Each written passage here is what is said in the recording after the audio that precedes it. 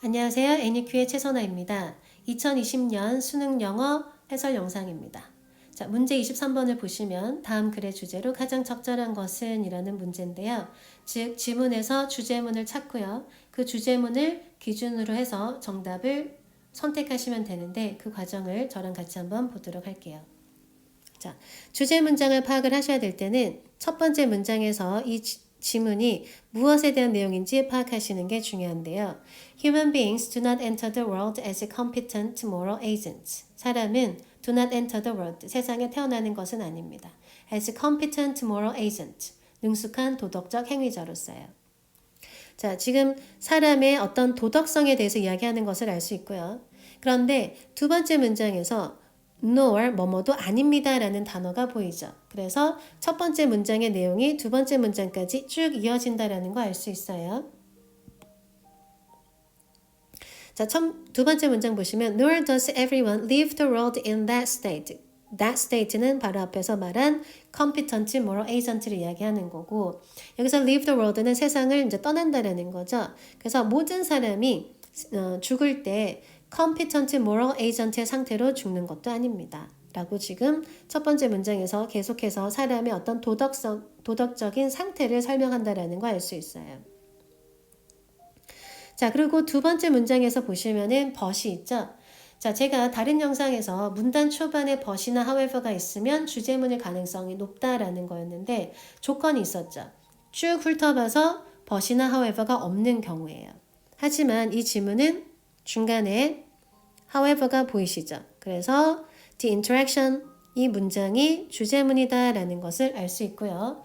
정답을 선택하실 때는 however가 들어간 문장을 기준으로 해서 정답을 선택하시면 되세요.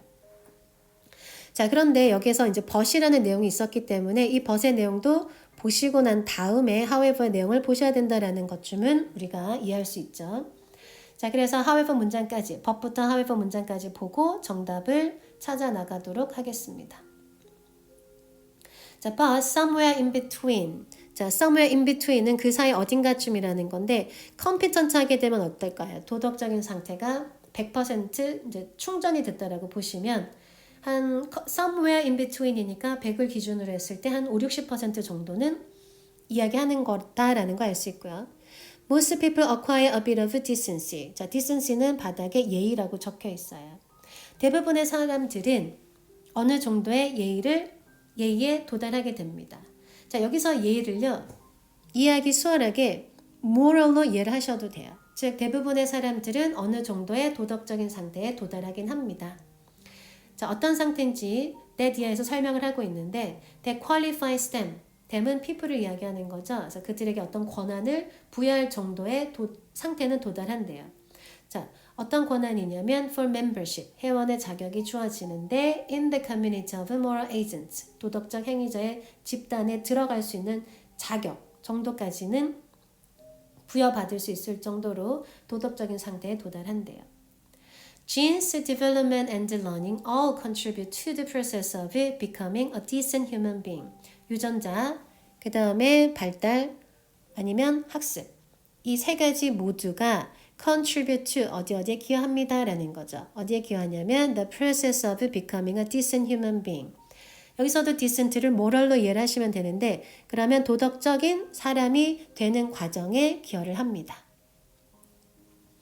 자, 그러면 도덕적인 사람이 되기 위해서는 유전자도 필요하고요.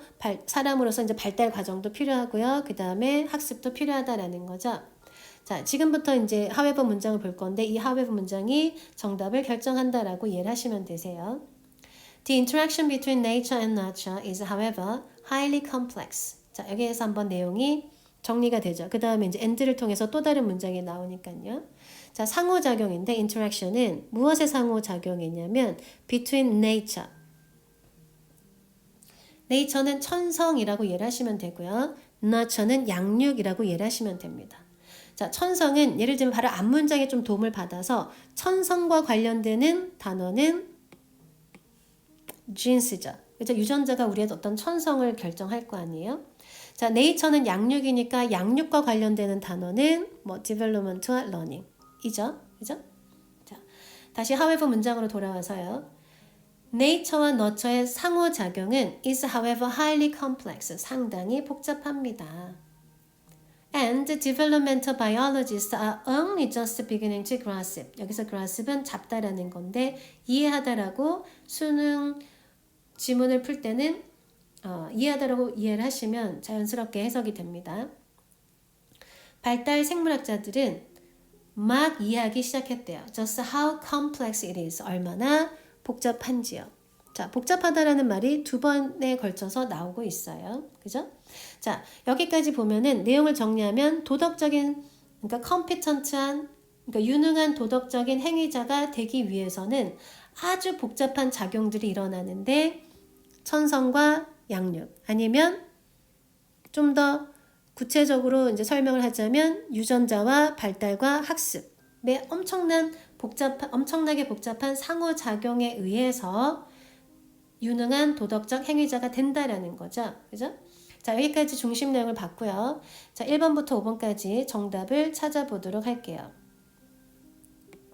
자, 1번 보시면은 evolution of human morality. 뭐 여기까지는 나쁘지 않는데 from a cultural perspective. 우리가 이제 문화적인 것은 예를 들면은 양육 파트하고 연관성이 있긴 하지만 네이처하고는 전혀 연관성이 없는 거죠. 그죠? 그래서 cultural은 환경을 얘기하는 것이잖아요. 그죠?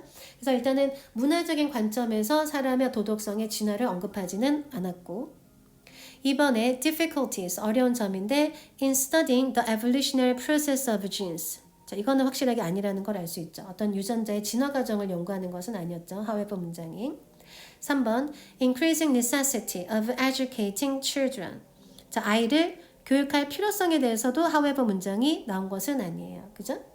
자, 4번 nature versus nurture. 여기서 versus는 이제 뭔가 이렇게 게임을 할 때 누구랑 결투가 붙으면 뭐 이런 식으로 적혀 있죠. 그죠?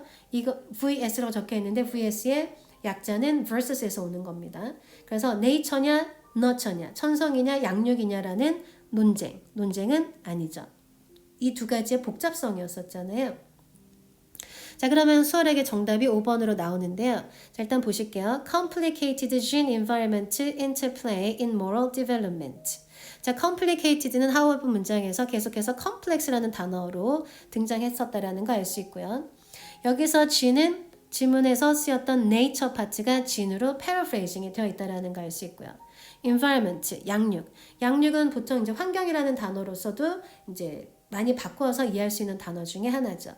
그리고 interplay는 지문에서 말했던 interaction하고 또 연관성이 있는 단어고 지금 전체 도덕적인 성장에서 도덕적인 발달 과정을 이야기하는 내용이었었던 거잖아요. 그래서 5번이 주제 문장을 가장 잘 paraphrasing 한다라는 것을 알 수 있죠.